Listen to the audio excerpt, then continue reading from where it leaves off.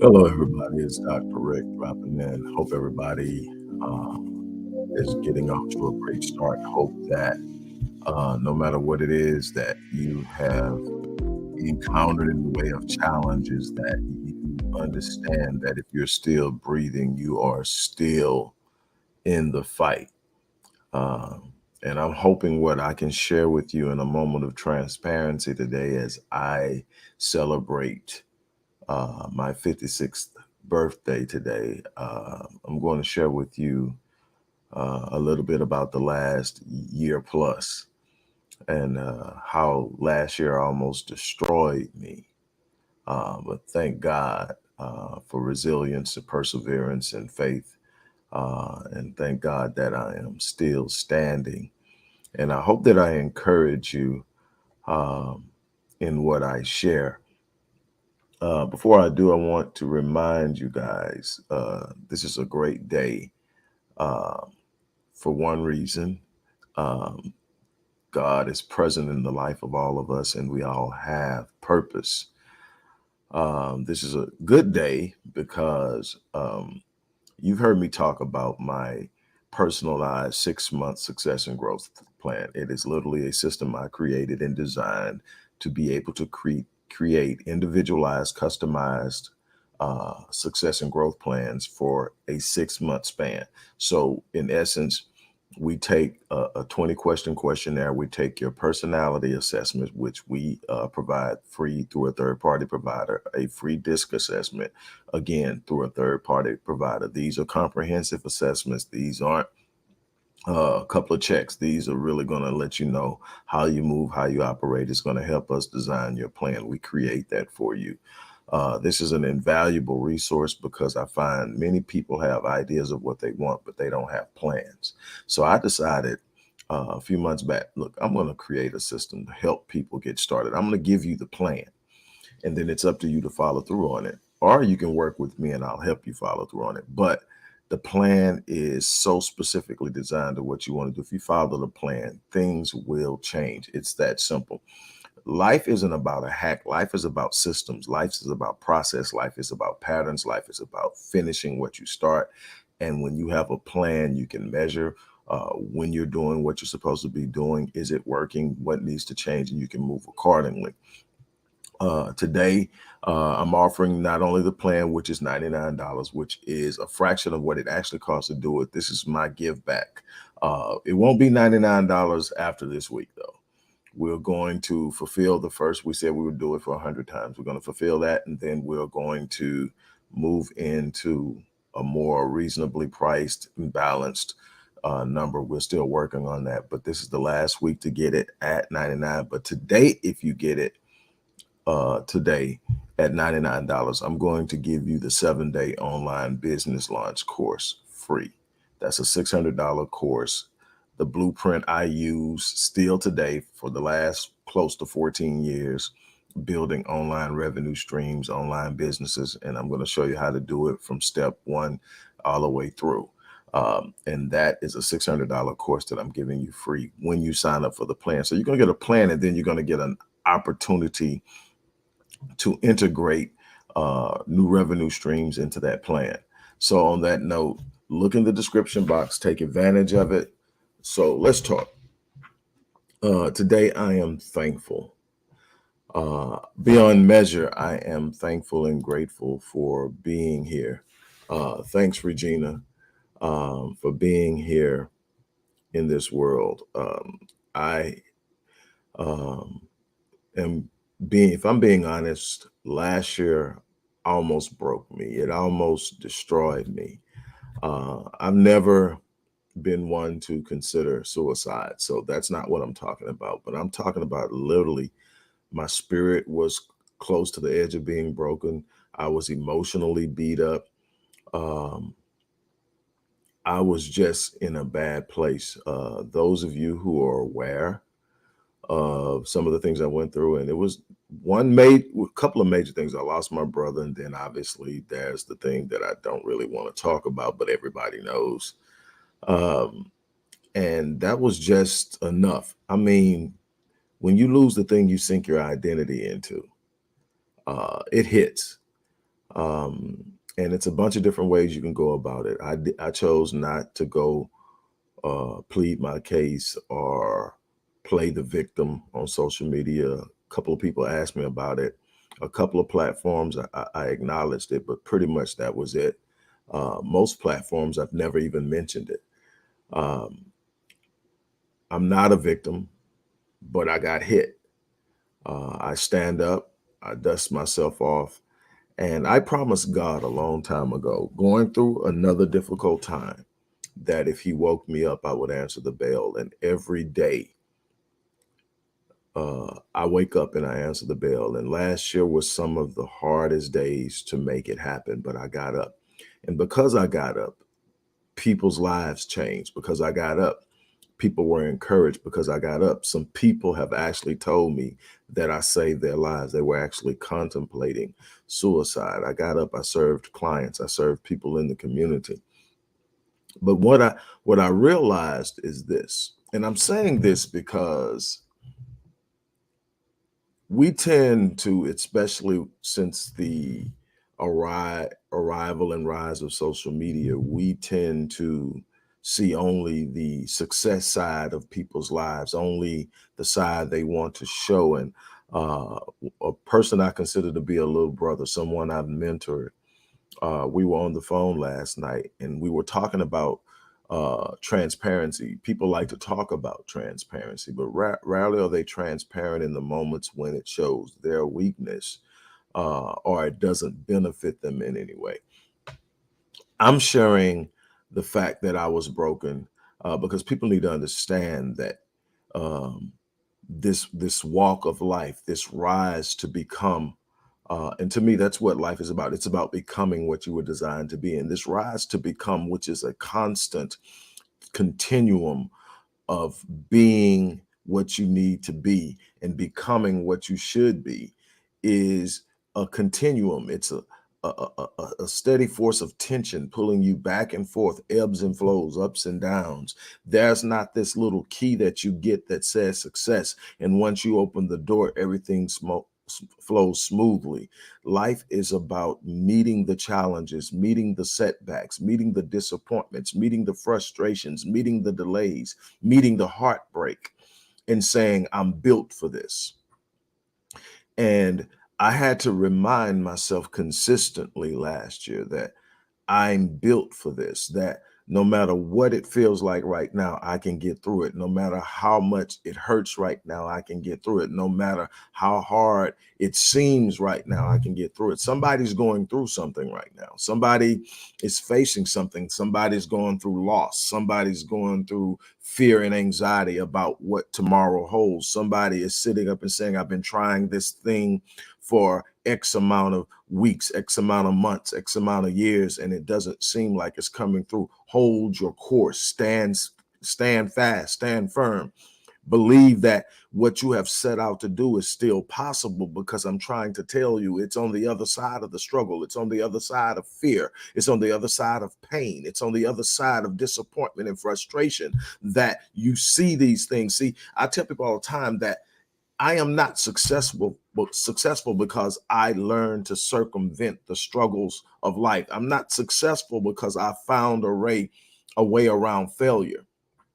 I'm successful because despite the failures, despite the setbacks, despite the heartaches, I pushed through. I didn't give up. I didn't let go. I didn't turn around. I kept my promise to God because He kept His promise to me. I promised Him if He woke me up, I would answer the bell, and He's woke me up. And every day that He has awakened me, I have answered the bell. It hasn't been about how I felt a lot of times. I answered the bell. It hasn't been about what I wanted to do at any given moment. I answered the bell. I'm trying to get you to understand something. This life that we desire, we talk about, we strive for, isn't coming because we find some loophole in the pressures of life, that we find some way to get around our struggles, our heartaches, our disappointments. It's because we refuse to let it break us. I'm going to tell you just how close I came to being destroyed by the forces of darkness that hovered over me last year. I can't tell you the last time before this year that I took a mental health break. Even when we were on vacation, my mind is going 100 miles an hour. I'm checking my phone. I'm concerned about my clients and their well-being, and but I got hit so hard last year. I literally dragged myself to the end of the year. I mean, just pulling myself to the end of the year. And I made up in my mind that I was going to take the first week of this year, 2023, as a mental health break. I wasn't going to see any clients. I cleared my calendar. It didn't mean that I didn't work. It just meant that I worked on what I was comfortable with working on. And if I didn't want to do it, I didn't. I just stepped back. And then I got to the end of that week and realized just how much I had on me, how much weight I had been pulling, and how much that I needed to release. So I took an extended additional week. And then I made up in my mind that I wasn't going to wait that long to do it again. So then I made every Tuesday, the day is Tuesday, a mental health day. It doesn't mean that I don't work. I get up and I work. But no clients, definitely no hardcore anything that's going to drain me or weigh on me emotionally. And I spend time with myself. I spend time with my creator, and I work on me. And then I decided still, I need that week type thing. I need that. So I decided the first week of every quarter, same thing, mental health break. I had worked myself just striving, so afraid if I didn't get up and grind, something was going to get missing. I was going to start going backwards, that I was literally killing myself. You would think after 5 heart attacks in 2022, in March of 2022, in 7 days, 5 heart attacks, you would think that would have been the wake-up call. It shook me, but the grind in me, this non-quit thing in me kept me going. And then last year hit, and the entire rug felt like it came from underneath me. And I'm sitting there, and I'm looking at life, and I'm going, is this it? I don't want to do this again. I can't do this. I'm tired. And I can't tell you the feeling of what that feels like, but I was just tired. Never ever in my life have I considered taking my life, but it was just like, man, and and it was, the conversations with God were real. If this it, why didn't you just take me with the heart attacks? I know it sounds blasphemous, but I think we need to be honest with ourselves about the conversations. How dare you say that's what I felt? And God wants our honest heart. He doesn't want us pretending. That's a problem. We got so many people pretending they're okay that they no longer know something's wrong. And when I actually study the Bible, man, the book of Psalms is full of David telling God, hey, man, I'm not really feeling this right now. David told him, hey, you're supposed to be protecting me. The grave can't praise you. And so my relationship with God is real. We're having conversations because I'm saying, hey, I need you right now because this right here. But the thing is, in every moment where it was just really back against the wall, feeling overweighted, almost like I couldn't move, that was some reminder from God that I was built for it. You're built for this. Stand up. You're built for this. Square your shoulders. Hold your head up. You're built for this. Dry your eyes. Somebody's going through something right now. And you're at the end of the rope and you don't know what to do. Let me tell you something. You're built for it. God wouldn't let you get there if he hadn't prepared you for it. Jeremiah in the book of Lamentations says, these things I recall, therefore I have hope. When you look back and you look at all of the things that could have destroyed you, but you're still here. These things I recall to mind, therefore I have hope. When you look at the times you should have been overwhelmed and destroyed, but somehow you made it through. These things I recall to mind, therefore I have. When that bill that was on there and you tried everything you could try and the day arrived and you had no answers, but at the last minute, these things I recall to mind, therefore I have hope. No matter what you're going through, no matter how dark it seems, no matter what's going on in your life, no matter how hard you may be fighting for that business that seems not to be able to, you can't seem to get off the ground, no matter how hard you're fighting to keep your kids in a place where they're safe and they're growing and they're becoming what they need to becoming, but it seems like you're fighting a losing battle. No matter how hard it seems to hold your marriage or your relationship together, and it seems to be falling apart around every corner. Know that these things that you've been through in the past are the reason for you to have hope, because if you're still breathing, you're still in the fight. Yeah, last year almost broke me, but guess what? I'm still standing. I thank God for the strength to execute resilience. Thank Him for the vision to let me know that I wasn't done and that He wasn't done with me,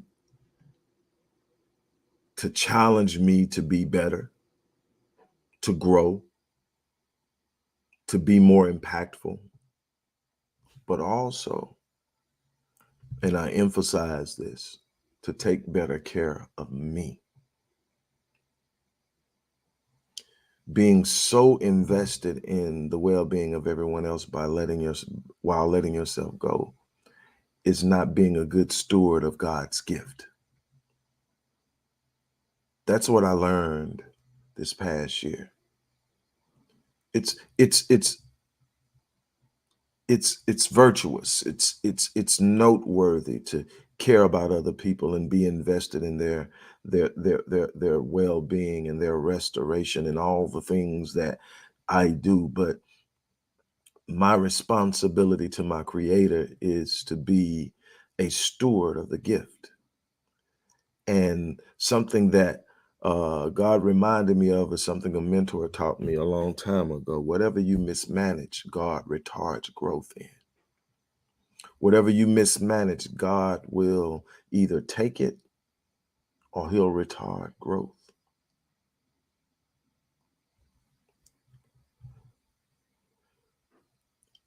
Let me tell you something.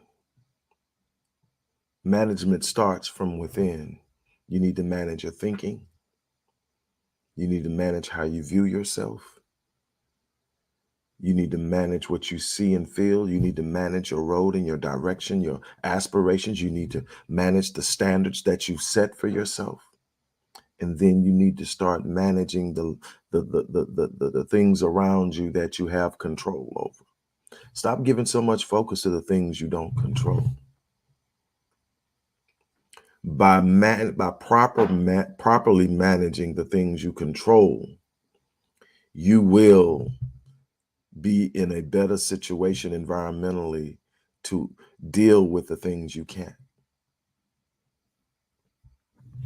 I thank God for His presence. I thank God for His influence. I thank the friends, the few that I confided in, that knew the depth of what I was feeling and what I was going through, that encouraged me, that prayed for me, that reminded me of who I am despite of.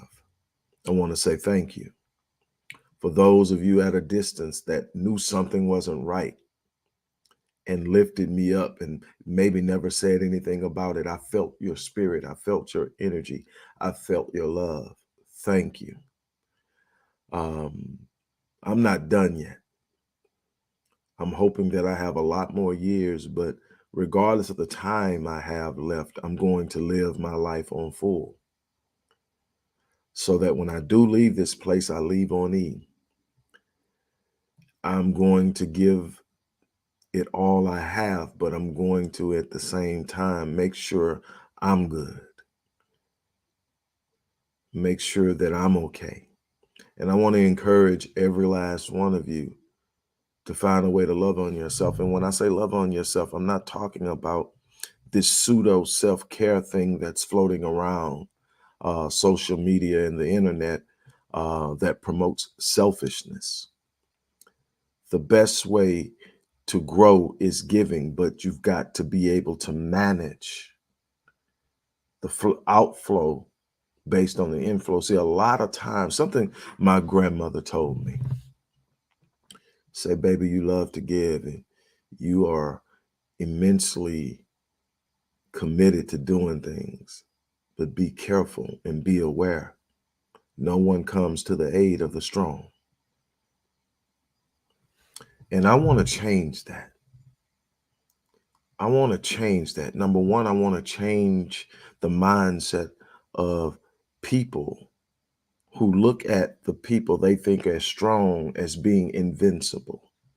Strong does not mean invincible. Strong is simply a representation of a will to persevere. But people who are strong need support too. They need encouragement too. They need to be able to lean over on something every now and again. Now, to the people who are often viewed as being strong, you've probably started to identify with this idea of being strong, and you feel that it's some form of weakness to admit you need help. Everybody needs help. Everybody needs to be able to depend on someone. It's nothing wrong with saying I'm having a rough day. Matter of fact, the way I am with the guys that I'm around, if every time, there's only so many times that I can come up and I say, hey, what's going on, man? How's it going? And I get the answer, I'm good, before I stop in and say, hey, man, it's okay not to be good. I'm not telling you to claim something that's not there, but I'm saying it's okay every now and then to be able to sit up and say, you know what, I'm having a day. I'm having one of those days. And you need some people in your life that you can sit up and you can turn to and say, I'm having one of those days. I'm hurting. And they have your back. We need to learn how to stand together. We need to get out of this idea that strong men don't ask for help. Strong men do it alone. That's a lie you've been fed to emasculate your capacity by limiting what you can do, because there's more you can do when you have unified support than you can trying to do it alone. Ladies, the same thing. People get mad at me when I say I cringe every time I hear the term strong Black woman, because they misinterpret it, because it's become a term that's become so endeared, we miss the reality behind the term. Oh, I don't have a problem with strong Black women. I love them to death. I was reared by one. My problem is that every time I hear that word, it is normally being applied to a sister that's doing way more than she should have to do by herself. Whether it's she should have a man holding her up, whether it's her brother, whether it's her father, whether it's her husband, but she should have some support there that she doesn't have. And she's being praised because some kind of way she does what Black women do. She's handling it, but it's coming at a cost. She may not see it, because see, we can get so caught up in being that person, you know, Dr. Wallace, man, you did this, Dr. Wallace, and you get caught up in it and you don't realize the price. I love my sisters, and I think just being a Black woman requires strength. And there's so many things that our sisters have to go through, but they don't need to be doing it alone. Our brothers, same thing. You don't need to be doing it alone. We need to find a way to unify. Stop competing with one another. Start loving on one another. Start finding a way to be collectively together. Yeah, last year almost broke me, but I thank God that it didn't. I thank God that I had some people who saw me fold it over and then just walk by and say, he got it. Because as my mom said, that people don't come to the aid of the strong. People just expect you to pick it up, dust it off, and keep it moving. That's what they've seen you do over and over again. But I thank God at a moment that I wasn't sure I had the strength to continue, that some people came and they let me be in my space. And they stood there and they supported me. They showed me that Black men can be there. And they showed me that Black women can support a Black man without having any ulterior motive. To every last one of you, I say thank you. Now I'm going to encourage you. Get out there, do something, but take care of yourself. Know when you're going in deeper than you can handle and admit I'm beyond my boundaries and seek help.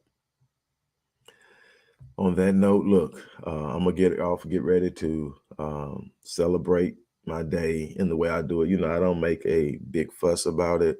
I am more reflective. I contemplate and reflect, and I share, and I hope to encourage. This year is a little different. You know, I don't normally do whole months and stuff like that, and I didn't this month either. But this past week, I've really been contemplating on it, and and I'll probably still reflect through the remainder of this week. So you may hear a little bit more, but I encourage you to stay lifted. I thank God, to be here at 56, because I could have been taken out so many different times over the course of my life, in different ways. But I'm still here. I'm still breathing, which means I'm still in the fight. And the same thing applies to you.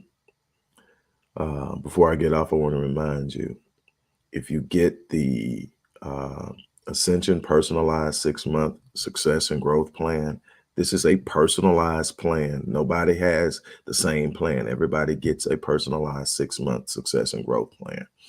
If you register for that today, you also get the 7-day online business launch course, My Blueprint for Generating Revenue Online. $600 course, you get that for free. That's today only. And the success and growth plan will only be $99 through the remainder of this week. On that note, I hope you sign up.